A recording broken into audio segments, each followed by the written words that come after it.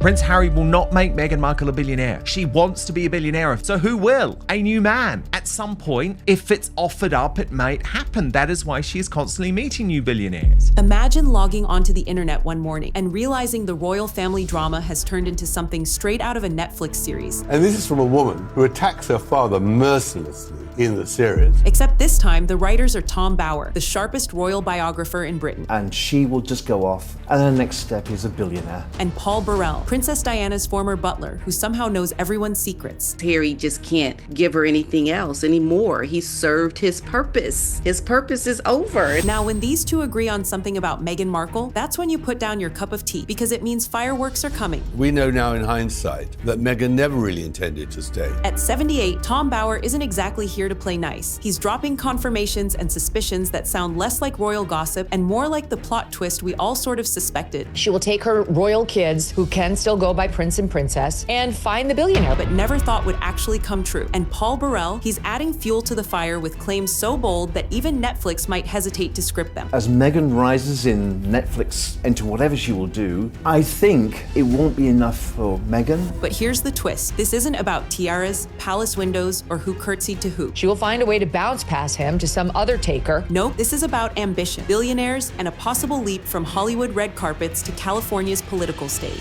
Meghan Markle's failed plan to bag a billionaire as her marriage to Prince Harry becomes more unhappy by the day. And yes, Prince Harry is caught right in the middle, so buckle up, because what we're diving into today might just be the wildest crossover yet. A royal romance colliding with American power politics, sprinkled with enough shocking details to keep Buckingham Palace's PR team awake all night. What happens when two people who know the royal machine inside and out suddenly point their fingers in the exact same direction? That's exactly what just happened with Tom Bower and Paul Burrell, and their combined claims are shaking the royal story in a way even palace staff couldn't have scripted. Her guest list to her wedding showed her real ambition was to be a star in California. Picture this. On one side, you have Tom Bower, a man who has built a reputation on digging up details that others wouldn't dare touch. And at 78, he's not pulling punches. He says Meghan isn't simply quietly living in California. She's quietly building a strategy, a long-term move, something much bigger than brand deals and podcast contracts. But then, out of nowhere, Paul Burrell, Princess Diana's former butler, and a man who has had a front row seat to the deepest royal secrets, echoes the sentiment with his own shocking twist. Because she's got millions, so why not step up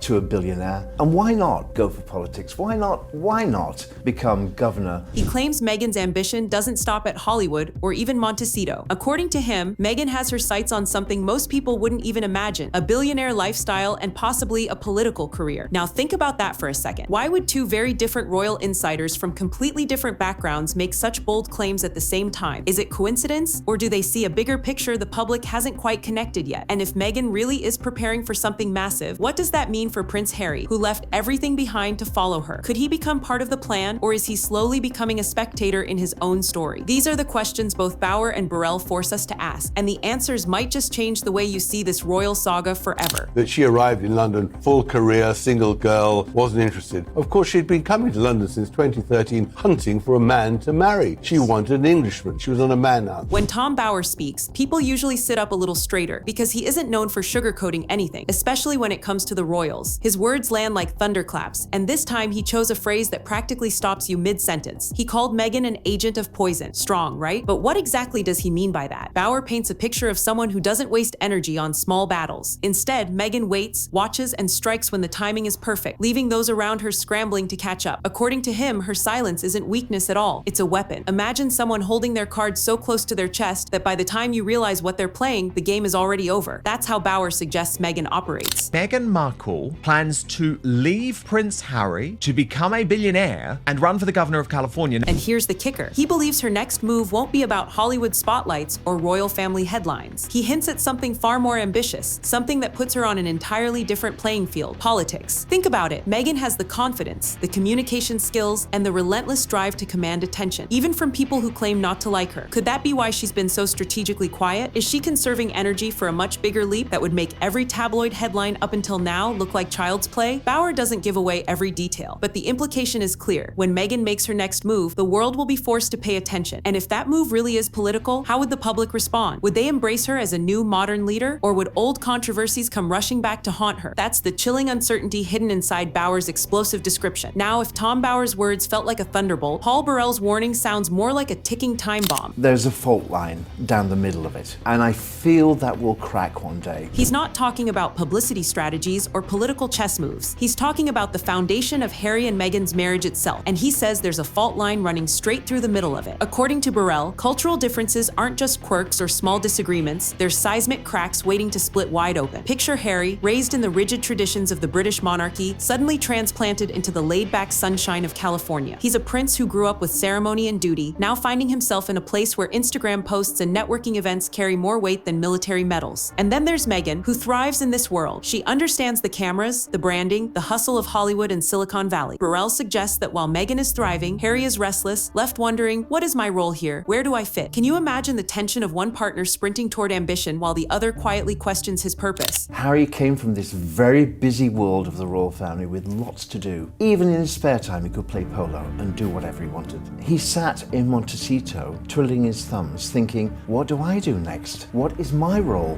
Where is my work? Burrell even hints at something darker. Harry might not be enough to help Meghan reach her ultimate goals. He claims Meghan is already thinking bigger, aligning herself with projects and people who could push her higher, faster. And here's where the hook sharpens. Burrell says bluntly, Harry is not going to make her a billionaire. So what happens when one partner is racing up a ladder while the other is standing still at the bottom? Do they pull each other closer, or do they drift apart? Burrell warns that when the crack finally gives way, the explosion could shake not just their marriage, but the public image they've spent years building. If Burrell's warning about cracks in the marriage felt explosive, his next claim pushes the story into almost unbelievable territory. Meghan, he insists, is actively positioning herself in the orbit of billionaires, not just mingling with the rich and famous for social clout, but carefully aligning with the ultra-wealthy who could open doors to the kind of influence money alone can't buy. And I don't think he heard Meghan's voice. I think he heard his mother's voice. Imagine the dinner parties in Montecito, the polished glasses, the discreet nods, the introductions that look casual on the surface but carry enormous weight behind closed doors. Burrell suggests Meghan isn't simply networking. She's curating a ladder, one connection at a time, each rung leading closer to long-term power. And here's where Tom Bauer's analysis dovetails perfectly. He argues these appearances aren't random. They're staged, rehearsed, almost scripted moves designed to make Meghan appear indispensable to the global elite. Think about it. Why pop up at think tanks, charity panels, or media mogul gatherings if you're not laying groundwork for something bigger than lifestyle branding? The question Burrell forces us to ask is a bold one. Is Meghan seeking a billionaire partner, not for romance, but as a strategic alliance, a way to fund and launch her future ambitions? And if so, where does that leave Harry, the man who gave up a crown for her, but who can't compete with the wealth and influence of Silicon Valley titans or Hollywood moguls? This isn't just about money. It's about access, visibility, and credibility in circles that can make or break a political career. Harry, being a simple soul, has easily changed to suit Meghan's agenda. The more you think about it, the more unsettling the puzzle becomes. Is Meghan's story shifting from duchess to dealmaker, from royal scandal to billionaire strategist? And if the hunt is real, what shocking endgame could it be setting up? Now here's where the speculation leaps from dramatic to downright cinematic. Paul Burrell flat out suggests Meghan Markle could one day run for governor of California. At first glance, it almost sounds like a tabloid fantasy, but then you remember the history. Ronald Reagan went from actor to governor, then to president. Arnold Schwarzenegger jumped from blockbuster films straight into Sacramento's highest office. So why not Meghan? A woman who already commands global name recognition, a loyal fan base, and an uncanny ability to dominate headlines. I think that William should leave well alone. It's done. They shouldn't be able to use it for commercial gain, as the Queen wished, but leave well alone. Burrell even claims whispers of Meghan's name have circulated in Democratic donor circles, not as a current contender, but as a future possibility, a kind of long-game strategy that would let her reinvent herself after the chaos of royal headlines cools. Imagine that, 10 years from now, Meghan standing at a podium, not in tiaras or designer gowns, but in a sharp political suit, speaking about California's future while cameras broadcast her every word worldwide. Could the same charisma that once charmed millions during her wedding be redirected into political applause lines? And what would Harry's role be in that scenario? Supportive partner, behind-the-scenes advisor, or a silent figure fading into the background? This theory raises a powerful question. Has everything we've seen so far, the interviews, the Netflix deals, the carefully chosen public appearances, been stepping stones toward a much larger stage? If Meghan truly envisions herself in the governor's mansion, every move starts to make sense in a new way. But it also sets up a dramatic clash. Can someone carry the baggage of royal controversies into American politics and still win hearts? Or will her past always haunt her campaign trail? I truly believe that when he met Meghan,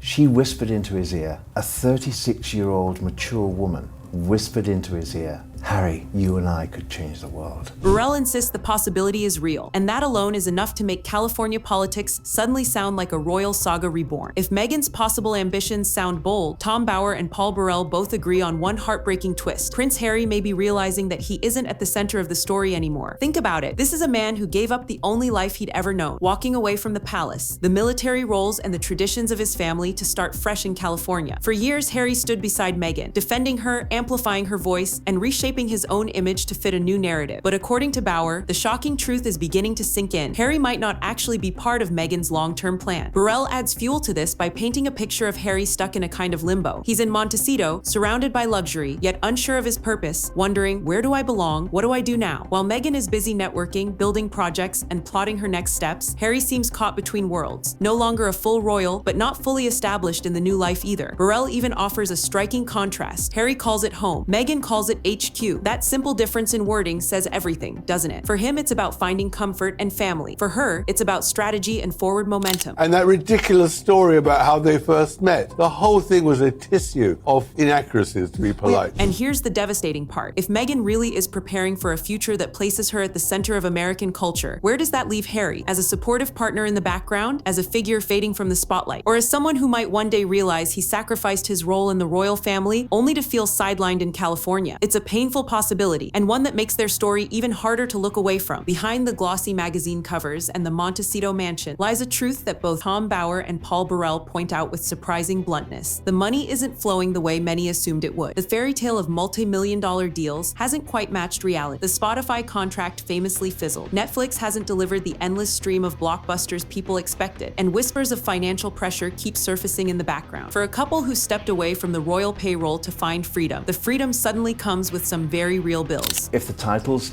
Duke and Duchess were taken away from Meghan and Harry, Meghan would become Princess Meghan. Right. What's the worst of the two evils? Burrell suggests this is why divorce, despite all the tension, isn't even on the table, because financially, Harry would lose too much and Meghan would risk destabilizing the empire she's working so hard to build. Instead, they're bound together by something less romantic and more strategic, a shared mission to make themselves as rich and influential as possible. And here's where things get interesting. Meghan recently launched her lifestyle brand, and within minutes, products sold out. Whether people adore her or criticize her, the truth is the same. She has pulling power, and companies know it. Imagine the thrill of watching a brand with her name attached spark instant demand, proving that even in the middle of controversy, curiosity sells. But can merchandise and streaming projects alone sustain a lifestyle this big? That's the million-dollar or perhaps billion-dollar question. Is this the beginning of a thriving business empire, or just another chapter in a series of short-term wins? For Harry, who once wore a uniform and medals as symbols of duty, the idea of branding and marketing as their primary future must feel strange. And yet this financial drive could be the glue holding everything together, even as the cracks elsewhere grow deeper. The final revelation from both authors is the most damning. The truth, they argue, is that this isn't just marital friction. It's a systematic betrayal, not just of the royal family, but of Prince Harry himself. We're being brainwashed by these Hollywood people who think this is the way to make money and, in the end, destroy our monarchy to make their fortune. Tom Bower's brutal line is the final nail in the coffin. He says, Harry and Meghan have done more in the last 5 years to destroy the royal family than anyone has over the past hundreds of years. This isn't a disagreement, and the Sussexes, according to Bower, are on the other side. They have reportedly launched a series of attacks against the very institution that raised Harry. But why? This is where the story gets darker. Paul Bower adds the final gut-wrenching detail. He claims that Harry was just a stepping stone, a tool, a means to an end. Harry wasn't the destination, he was just the vehicle that took her to where she wanted to go. She reportedly used his fame, his title, and his name to get a foothold in America. And now that she's there, his utility has reportedly expired. If Meghan becomes California governor, Harry reportedly becomes the guy who waters her plants. He is no longer a prince. He is no longer a hero. He's just a footnote in her political career. This is the tragic and brutal truth. The fairy tale was a lie. It was a calculated move, a chess game played by a master strategist, and Harry was just a pawn. Meghan Markle knew that, and she manipulated him because of that. Then, when she got everything that she wanted, right? This is a story of ambition. It's a story of power, and it's a story of one person using another to get exactly what they want. But what about all the love, the grand gestures, the beautiful speeches? Was it all for nothing? The answer, according to these two authors, will make your blood run cold. So let's step back for a second and look at the whole picture. Tom Bower and Paul Burrell, two men who have seen the inside of the royal machine, have delivered a shocking verdict. This isn't just about a couple's marital struggles. This is a story of calculated ambition and a slow motion betrayal. Meghan, they claim, doesn't want a team. She wants a throne. Her next move is coming, whether it's a billionaire partnership or a full-blown political campaign. The question isn't what she'll do next. The question is what happens to Harry when she does it. Will he continue to stand by her, a man with no purpose, or will he finally realize he's been a pawn in a game he never fully understood? The ending to this story hasn't been written yet, and with every new rumor and every new allegation, it seems the stakes get higher. But a new story is already unfolding, a shocking confrontation that reportedly has Harry threatening a lawsuit. You won't believe what happened when a well-known royal expert dropped a mysterious bombshell on Harry's children. We're the place where the world's most dramatic headlines meet their hidden truth. So make sure you watch our last video right here on Star Spotlight.